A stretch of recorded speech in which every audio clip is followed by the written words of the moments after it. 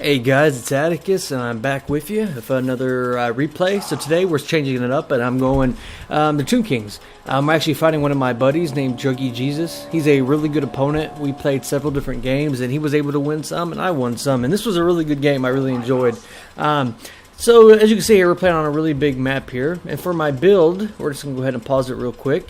What I did is I brought you know what, we'll just wait till they get into position so I can better show it to you. So what I am going to do is, though, is right off the bat, I am going to send Archon the Black here, and I'm going to try to get a Fate of Buna, get that early damage. Now, this is a little bit risky, because if he sends his Harpies in to catch my Lord, I can get him trapped down, and then he can get sniped by the Gorbold. But since I was expecting this, I am going to cast a Skeleton Summon here, which will lock up the Harpies. So we are going to get that Fate of Buna in, and yeah, we're going to get a little early damage. So I'm going to go ahead and fast forward to here so I can, show off the builds here. We're just getting into position. The reason I moved my forces over here is because I wanted to use this wall, as a natural barrier, so you couldn't get a surround on me. So, alright, we're going to go ahead and pause it right here. So, for my army, as you can see here, I did bring 4 units of spears with the Scorpion Legion as well. And the reason for this is these guys will provide cover for the real heavy hitters, which is 2 units of Ushabti. Also, as you can see here, I do have the Hierotitan, which is always a really good pick for a couple of reasons. It gives you more winds of magic for your Lord, and it also has 2 bound spells, as you guys know, the Shin's Burning Gaze and the Spirit Leech. So, with the spears, being able to block out the Minotaurs, hopefully my Ushabti and my Hierotitan will be able to, just deal with any Bestigors, Minotaurs, Gore Herds, etc. I also do have a God, what are they called? Sorry, what's this dude called? The Necrotech, and he has buffs to your constructs. He has also 2 different bound healing spells, and I also took the ability which gives -9 melee attack and fire damage weakness to in a circle around him. And if you look at the Hierotitan, he also does fire damage, so that means that anything in a radius of that Necrotech is going to be taking extra damage. For my anti-large contingent, I did bring 2 Necropolis Knights of Halberds. These guys have poison damage, and you don't really see them a lot. Usually people will go with the big God, I can't remember today, the Necroflex. No, you know what I'm talking about. The anti-large construct for the Tomb Kings. It'll come to me. So yeah, these guys are going to be providing the Overwatch for my for my Ushabti, God, I can't talk today, and for my Spearmen. So we have a lot of constructs, a lot of power centralized right in the middle, all supported by the Necrotech. So, I also do have 2 units of Carrion that were here to deal with any throwing axes if my opponent, brought it. So let's go ahead and start it right here. Right off the bat, I am going to make a little bit of a mistake. I'm going to send my Carrion in to deal with the Harpies, and the reason I did this is I thought maybe they would be able to beat them. But as you can see right now, Harpies are just way better. They were able to take out my Carrion, and my opponent did use Mantle of Gork on the Harpies, which is a little bit of a strange choice, but maybe he has the winds of magic to spare. So we are going to start sending the army in here. Oh, it might help if I show my opponent's build.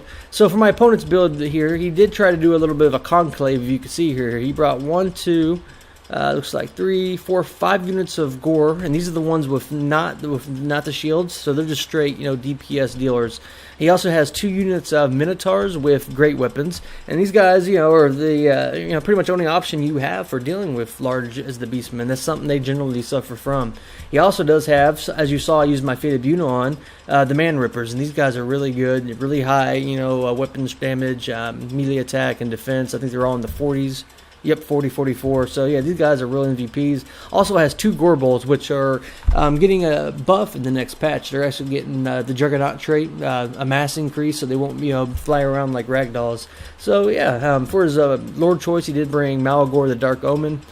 He does have a leadership aura, which gives like 12 to leadership, which is really, good when you have a lot of terror-causing things like the Hierotitan.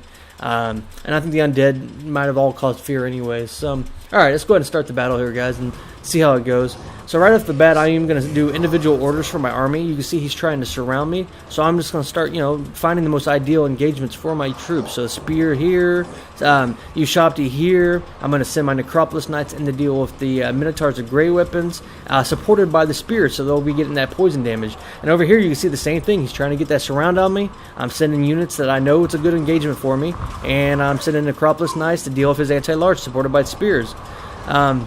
So yeah, it's a really good pick for me. As you can see right here now, the Minotaurs are getting poisoned. We have the Necropolis Knights getting a buff through Archon, and yeah, so the engagement is underway. You can see right here. We have little pockets of fights, or little pockets of battles going all around, but it's all really good for me because I'm holding up a lot of his killing potential with just 350, spear cost units. The central fight right here is where the real magic's going to happen, and yeah, so we have a Hierotitan fighting 2 Gorbals supported by spears. We have the Necropolis Knights, spearmen, and Archon the Black, dealing with the Man Rippers and the Gorbals. Over here, we did break one of his Gore herds, and I am going to eventually take these Ushopti and bring them back here to help in the main engagement, since I don't really need, all that killing power. As you can see here, I'm starting to do it. Over here, we have Ushoptis dealing with, holding up 2 of these units. They are going to be able to kill them since these guys are not anti-large. And over here, the Necropolis Knights are beating the Minotaurs of Grey Weapons, so these guys are going to break pretty soon. Should be any second. There it is.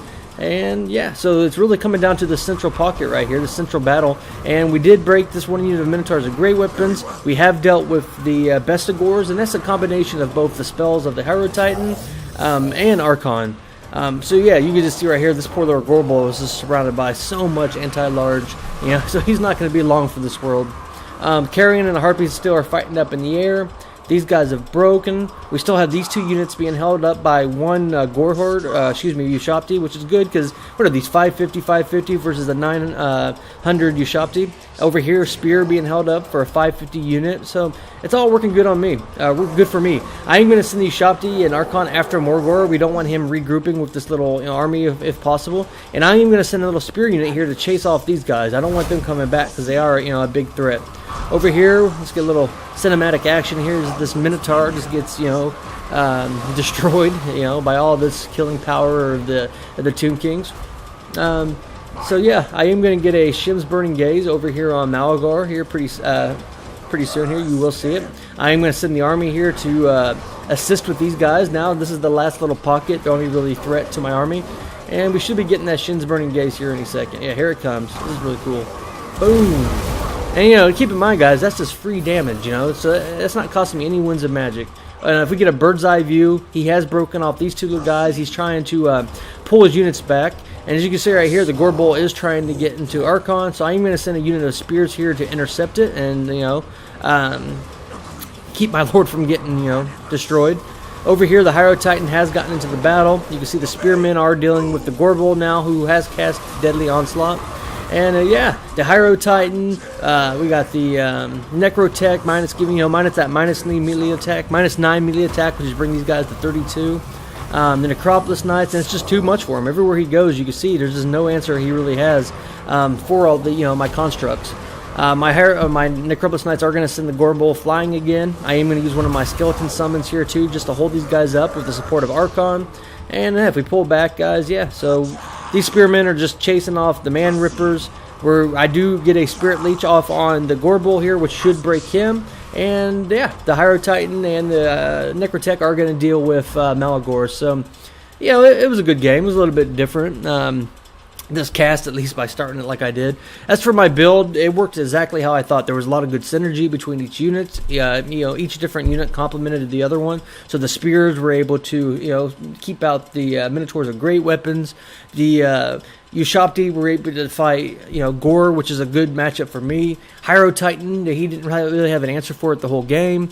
Archon, with his Fated Buno was really good. And the Necropolis Knights, supported by the Spearmen, were able to take out the Minotaurs, which was, just everything worked the way it was supposed to. It was really cool. It was a lot of fun. And it just kind of shows you, Beastmen are going to be at a disadvantage in this matchup. As for my opponent, he did try to get, his strategy was trying to get that, that encirclement of my forces.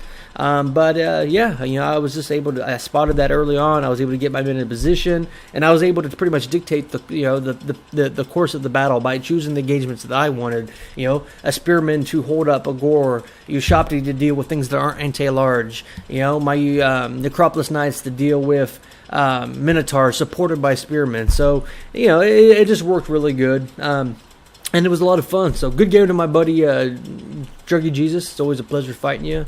I just wanted to bring you guys a different kind of replay. I know it's been a lot of Dark Elf since that is my forte. So, alright guys, it's Atticus. I'll see you next time. Hope you enjoyed that one. And see you next time.